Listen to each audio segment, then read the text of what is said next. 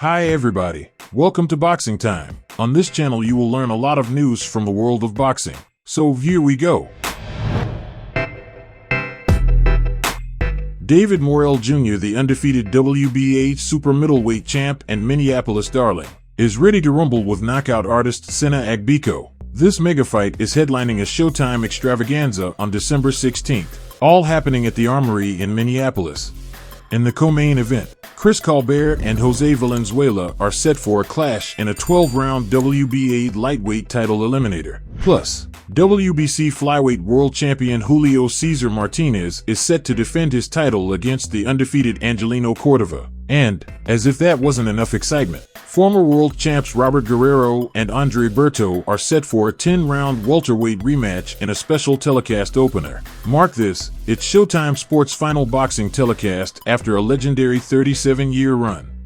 Morrell, a Cuban star who's made Minneapolis his boxing home, has been demolishing opponents left and right. His recent knockout of Olympic bronze medalist Yamaguchi Fukayo was nothing short of jaw-dropping. The man trains in Texas with the famous coach Ronnie Shields and has been on a knockout spree in 2022.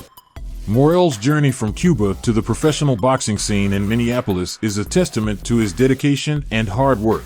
His style is a blend of technical prowess and raw power, making him a thrilling fighter to watch. His ability to deliver crushing knockouts speaks volumes about his strength and skill. Training under the guidance of Shields, Morrell has honed his abilities to a fine edge. His performances in the ring are a clear display of his hard work and commitment to the sport. Each fight he takes on is not just a battle, it's a showcase of his evolving skill set, his strategic mind, and his unwavering determination. Morrell's rapid rise in just a few professional fights is remarkable, capturing an interim title early in his career and consistently dominating in his subsequent bouts. He has proven that he's not just a promising talent, but a serious threat to anyone in his division. His dedication to his craft, his ability to adapt and overcome in the ring, and his impressive knockout record make him a standout athlete in boxing.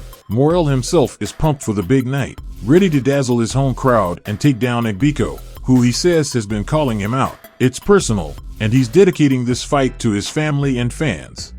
Agbeko, hailing from Ghana and now based in Nashville, is on a hot winning streak, with recent victories under his belt. He's determined to make this fight against Morrell a career-defining moment and etch his name in the super middleweight elite. Meanwhile, Brooklyn's own Colbert is looking to quiet his critics and show there are different levels in boxing. And Jose Valenzuela, after nearly taking Colbert out in their first encounter, is itching to finish the job this time around. On the flyweight scene, Martinez is gearing up for a fantastic performance, aiming to unify titles next year. But first, he's got to get past the formidable Cordova, who's ready to showcase his skills and grab the WBC Flyweight World Champion title. And let's not forget about the veterans, Guerrero and Berto. These two are ready to recreate their epic 2012 battle. Guerrero is all about giving fans a thrilling show, while Berto is determined to right past wrongs, just like he did with Victor Ortiz.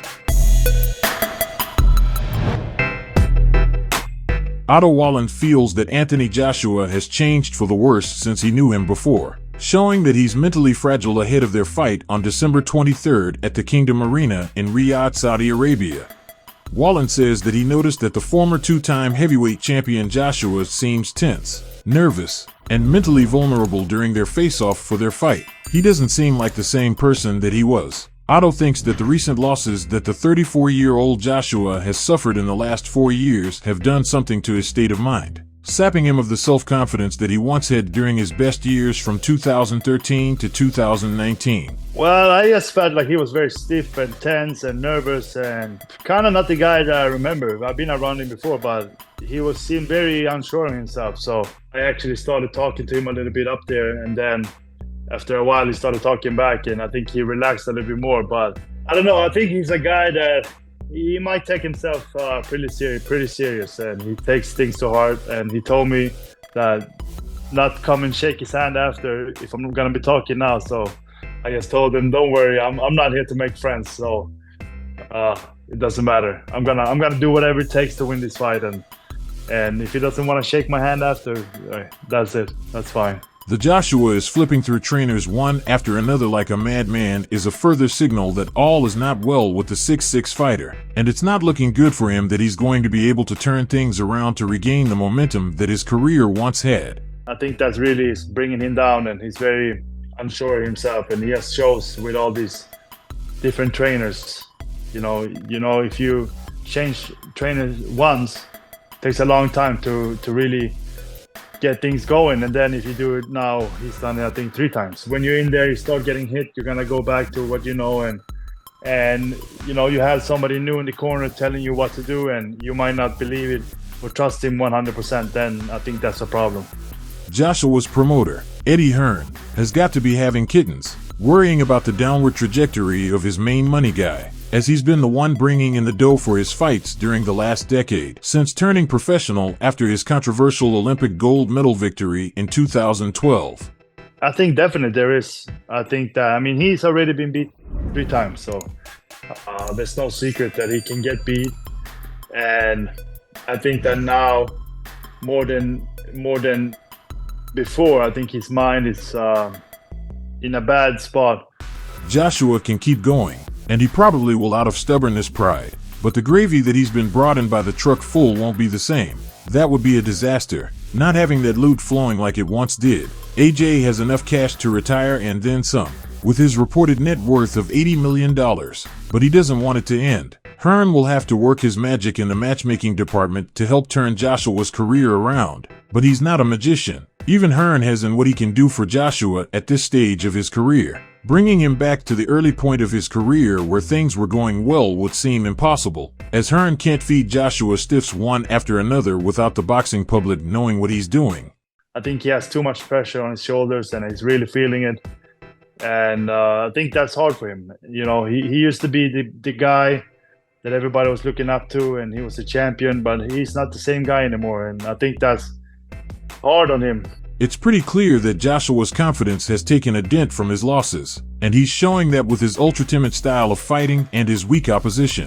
Joshua is afraid to pull the trigger on his punches and has been agitated recently, seemingly trying to give a false show of strength to the wolves who want to finish him off. That 4 days in a darkened room thing that Joshua did recently was a sign of desperation, as he wants to regain the aggressiveness that he once had earlier in his career. What AJ doesn't understand is that his success in the first 6 years of his career from 2013 to 2019 was mostly due to Hearn feeding him tomato cans.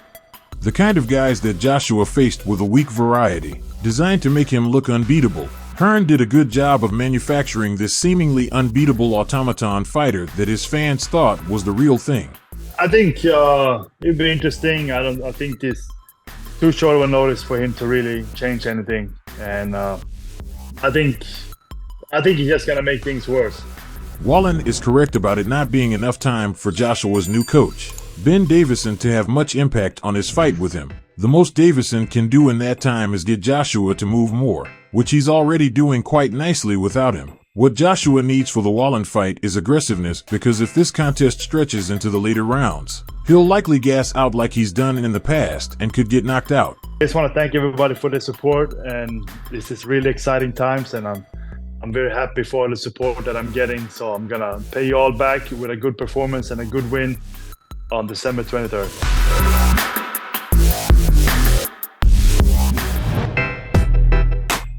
Gervonta Davis is being talked about as headlining Premier Boxing Champion's first card with Amazon Prime Video PPV in March against an opponent still to be determined.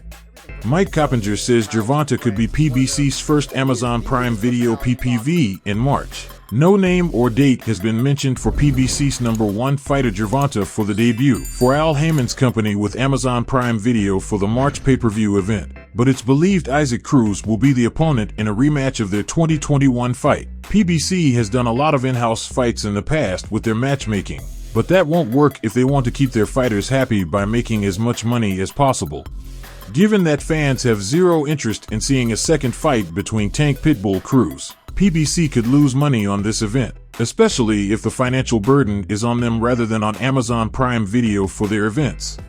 The 29-year-old Gervonta's last fight against social media star Ryan Garcia brought in over 1 million PPV buys, but that was largely due to the 11 million plus Instagram followers for the Golden Boy fighter. PBC Tank can't replicate the 1M PPV by numbers against Pitbull Cruz, and it's not going to work dragging out Ryan Garcia for a rematch because fans aren't going to want to pay to watch him quit again. According to Rick Glazer, Amazon is providing the platform, distribution, marketing, and PBC will need to cover the financial aspect. That means either PBC puts together fights fans want to see, or their fighters will take huge pay cuts. Fighters like Tank will likely get low guarantee purses and need to depend on the upside to generate big money. Tank and other PBC fighters would need to work hard to promote their fights on social media, and they would need to be matched against opposition that fans would be willing to pay to see them on PPV. That's bad news for Gervonta because he's been fighting primarily beatable opposition in his PPV events on Showtime, but he can't do that on Amazon Prime Video if most of his money will come from pay-per-view. It would be risky for PBC to put their fighters in with poor opposition with zero chance of winning. So, it would be smart for Heyman to look for someone that fans want to see fight Tank Davis in March, like one of these fighters: Devin Haney, Shakur Stevenson, Frank Martin, Raymond Muratalla, and William Zepeda. With PBC's other fighters like inactive champions Keith Thurman and Andy Ruiz, for example, it's going to be problematic to put those guys on Amazon Prime PPV, as fans don't want to see older or inactive guys in headliner spots. It's fine to stow those guys away on undercards where they can't be seen, but putting them in main events is not going to work because they won't bring in many buys. Thurman would be a good lamb for IBF welterweight champion Jaron Boots Ennis to destroy, but Keith has turned down the fight. Subscribe. Please like and comment. This is very important for the development of the channel. See you later.